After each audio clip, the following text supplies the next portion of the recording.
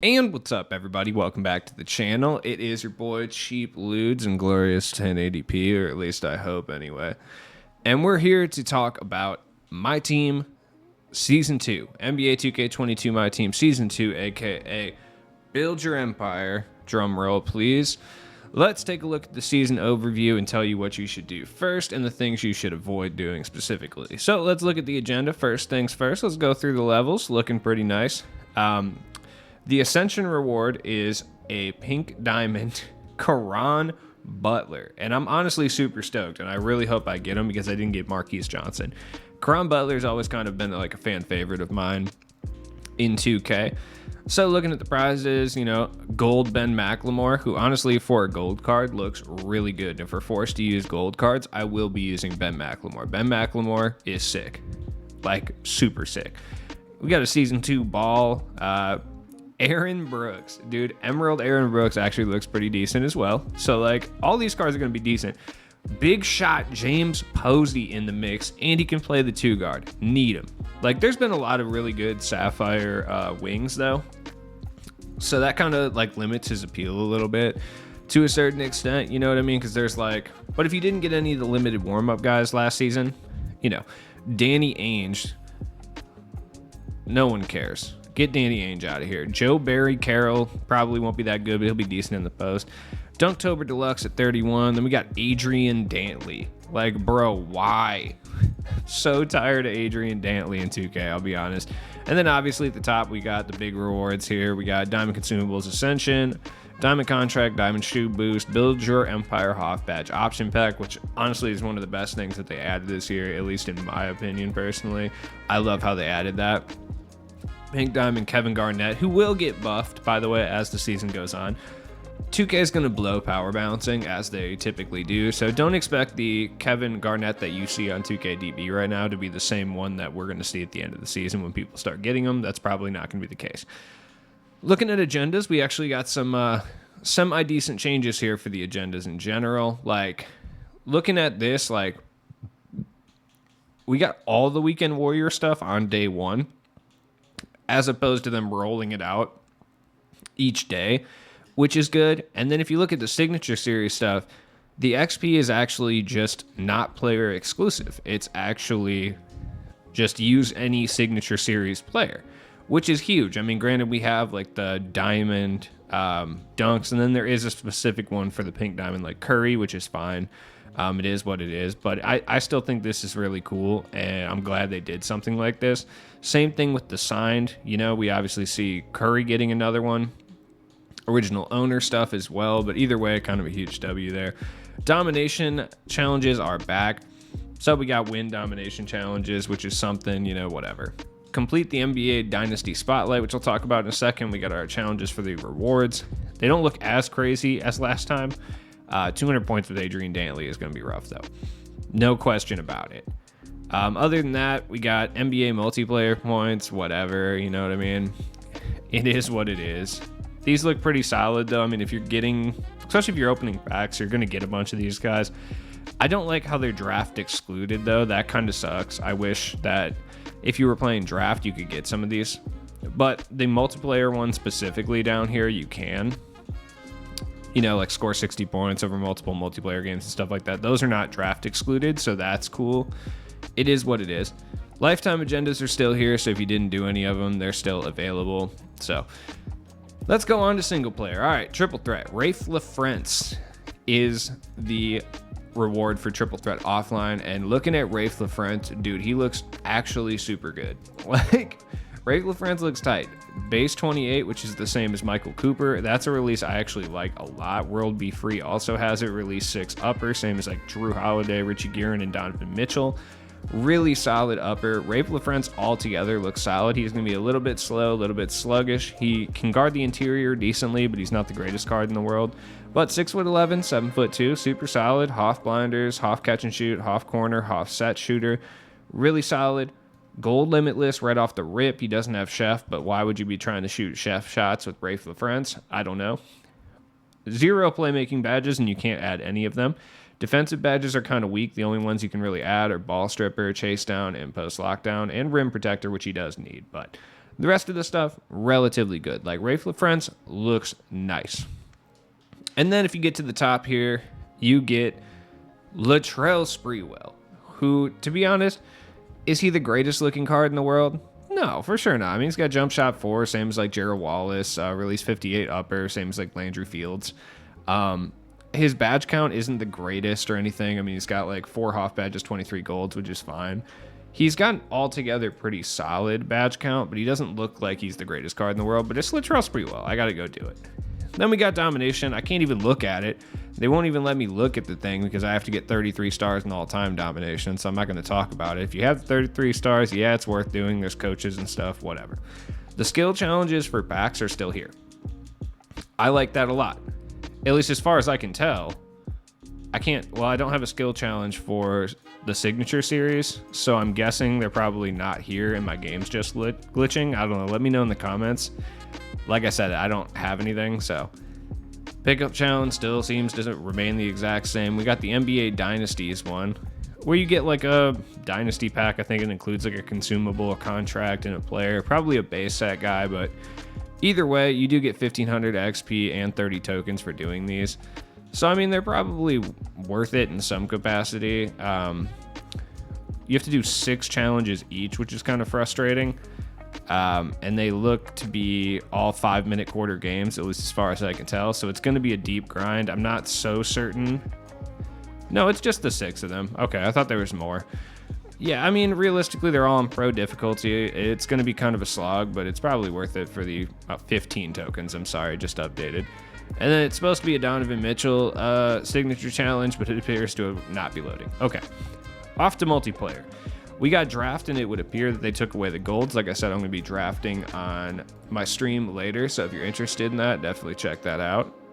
Triple Threat, the 100, we got Paul Silas. I was about to say James Silas. No, oh, 2K. Okay, so what they did is they basically made it so if you win a game, you don't have the points subtracted off of your 100. You only have the points subtracted if you lose, which is a great change. It's an excellent change, but what they did instead was they made the ball drops less.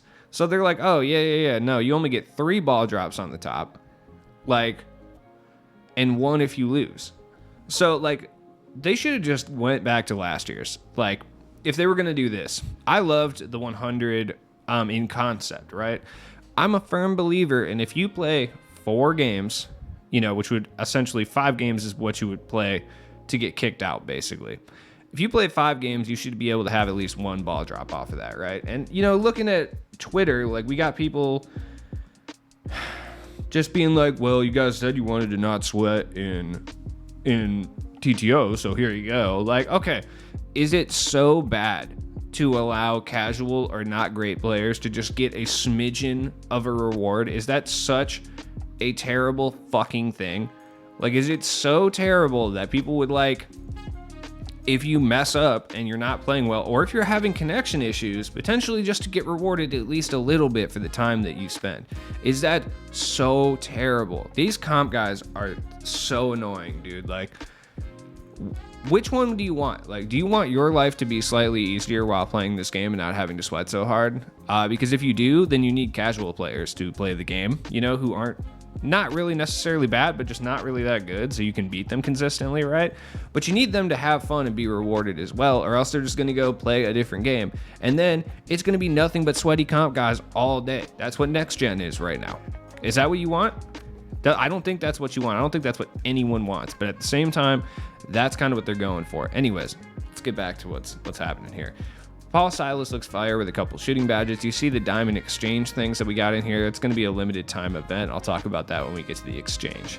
Unlimited, Gary Payton. He looks like Gary Payton. It's exactly what an early game Gary Payton is supposed to be. This is cool. I have to get up higher so I can see the actual gauntlet thing or whatever they're doing. Limited's John Morant. John Morant's going to be a monster. Looking at the packs, obviously we got these horrendous Signature Series 2 packs, which sucks super hard. I'll go ahead and open one of those for the video real quick just so you guys have that. This is what you'll be getting from majority of the packs. I'm going to pull a pink diamond now. I can just feel it. Nope. Yeah, I got Jose Calderon, who I tried to put up for 2,500 and he legitimately did not sell. So it's not a good sign. It's not indicative of what you're going to get there. Then we got the rewards. We got some new rewards. We got Ruby Cole Anthony. If you're on the Ruby tier, he looks relatively good. Expect XP challenges for him. Then on Amethyst, we got Montrezl Harrell, who doesn't look great. Once again, expect XP challenges for him as well. 2K loves to do that. Over on the Diamond tier, we got Bingo Smith, who aside from the set shot 4 that he has, which is not a good release, same as like Peja, I'm pretty green with it, but it's not the best off the dribble shot. He looks relatively good. Over at the Pink Diamond, we got the GOAT himself, Chris Money Mullen. I know Chris Money Middleton is what everyone thinks of, but no, Chris Money Mullen is actually where it's at. This dude, it looks nasty, like straight up base 22. He's not going to be the best defender in the world, but he can hold it down. 95 three-pointer. The 70 driving dunk is the audacity. The audacity to do my man Chris Mullen like that. Just nothing really new in the token market. I don't remember if Colossal packs were there or not. If they were, cool. Whatever. You know what I mean? The exchange. So now we have these, obviously, where you can go through and like look at different things in the exchange. So we got Jimmy Butler, who 5 Timberwolves players. I mean, you can get Jarrett Culver for literal like pennies. People will give you Jarrett Culvers for free at this point. Like, people have so many of them. 2 golds, 2 emeralds. You get Jimmy Butler. He's not the greatest. He's okay. You know, it is what it is. Theo Ratliff, who does not look like he is a good card. And the fact that you have to give up 5 rubies to get Theo Ratliff is a little bit insulting, if I'm saying so myself. 5 Hawks players, but people who exchange for stuff, especially with the new cards that are in the collector level, which I'll touch on at the end. So it might not be the worst idea to go through. This isn't terrible for Theo Ratliff. He's just not very good. And then Dave Bing. Dave Bing looks good, but this is a steep price for him. 1 diamond, which, I mean, it's going to cost you a lot. 2 original owner amethysts. Okay. 5 regular amethysts. Amethysts are still kind of expensive right now. If you're looking for a cheap amethyst to do this, Danilo Gallinari is really, really cheap right now. I bet Juwan Howard's going to be cheap as well. Base set guys are also cheap as well.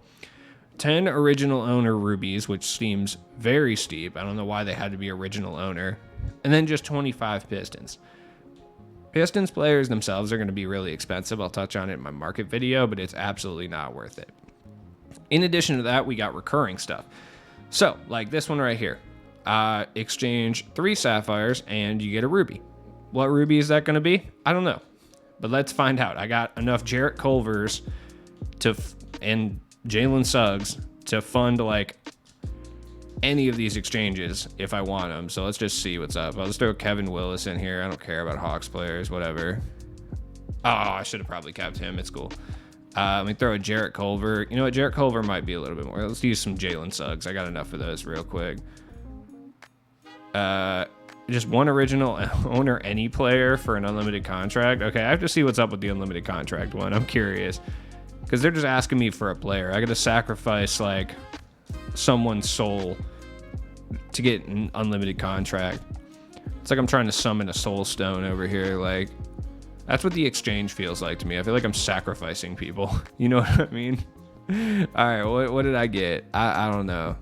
Exchange Ruby player pack. It's probably going to be like Ruby Bob Danrich or something, or like a Ruby from the 22 base set. It is indeed 22 NBA series Anthony Davis. I mean, I didn't have that card, so I mean, that's cool, I guess. I'm curious to see what's up with the other stuff, but this is weekly stuff, so you can do this whatever. So 1 any player, and then just 39. You just got to sacrifice 40 players for an unlimited contract. And look, to be honest, doing the math, let's say you sacrificed all gold players, right? Let's take a look here, because you can sell unlimited contracts for about 30K, roughly. The average emerald player is going to be going for about 700 MT. So let's do 700 times 40. Would come out to about 28,000 MT, which a lot of people are going to do this, so it might not be worth it. Remember that you're getting 10% taken out as well. So kind of think about it before you do that. Roughly 700 is what you're going to get. If you have a bunch of extra players or whatever lying around, like a bunch of Jarrett Culvers or Jalen Suggs that aren't going to sell for anything, might not be a terrible idea to do this if you have them anyway, but I don't know how monetarily it's going to be worth it. And then we got the events. This gives you a diamond consumable. Not sure what it is. You got to get 5 of these from TTO. So, like I said, I don't know. Card grading, no changes. Still as worthless as ever. If I'm being completely honest. I got my AD. What you going for, little buddy? Probably not much. I mean, I will sell him absolutely for 8,000 MT. Yeah, you want 6,300 for this AD that'll be like 1,000 MT next week? Absolutely, of course. Your wish is my command, good sir. I will absolutely sell this for 6,300. I do not care whatsoever. Take it. Like, please, take this AD. I don't care. Jose Calderon, trying to sell him for 3,000 MT now. Not happening. Let's just throw him up for 2,500 and hope for the best. Kobe White could surge up in price. I doubt it, though. I doubt any of these cards are realistically surging up in price. Got the Suns playbook in here. Either way, now look. We also got some new collector level stuff that I want to touch on before I end the video here. Where is it? Where's the collector level? I forgot where it's at. Right here. Okay. So, God, there's so many cards. I'm behind so much. My team uniform reward pack. That's fun. So we got Pink Diamond Gerald Wallace, who looks like an absolute monster. It's Gerald Wallace, but he can shoot. And you know how that goes. When we get Gerald Wallaces that can shoot, it's over. This man is one of the most insane player builds in the game. He booms on everybody. He locks people down. Gerald Wallace is going to be a beast. Is it worth spending all of your MT to get up to 1,700 cards? Absolutely not. No. They're going to literally drop a card that's Gerald Wallace adjacent in like 2 weeks. Like, we're going to get like a Pink Diamond Kawhi or something. But still nice. I want Bernard King so bad. I can't even tell you how much I want this Pink Diamond Bernard King. Like, I need him. And I know this Pink Diamond Mikhail is going to be an absolute menace as well. These cards are typically only good for a little bit, though. Like, if we're being honest. So obviously guys like Big Dirk at the end there are going to be fire, but for the most part, and usable for a long period of time. Same with like Dark Matter, Clyde Drexler. But for the most part, you know, these guys don't last too long as far as like incredibly relevant cards. I will say they did a pretty good job in 2K19 and 2K20. Like the collector level rewards were fire. Like Anthony Davis and Dwayne Wade were super heat. But they ended up bringing out Dark Matter versions of those guys at the end of the year anyway. So it didn't really end up mattering. And both of them ended up being super cheap, especially Anthony Davis. I think AD was like 20K or something. Like, they'll probably end up doing that again. We'll probably see Dark Matter versions of all those guys. There's no possible way they don't drop a Dirk. You know what I mean? Tatum, I think, did Tatum get another Dark Matter last year? I don't remember if he did. It wasn't an invincible one, but I'm pretty sure he had a Dark Matter. Yeah, he did. He had a Moments one. As always, has been your boy Cheap Ludes. Look, Season 2 is kind of a W. There's some L's, of course, as per usual. I mean, what's to expect from 2K? But altogether, I came away with a better impression than I thought I was going to. So I hope you guys do the same. Drop a like on this video, comment down below. Obviously, I will be streaming later and doing a market video, limited tips, bunch of stuff this weekend. So, you know, stay tuned. Peace out, guys.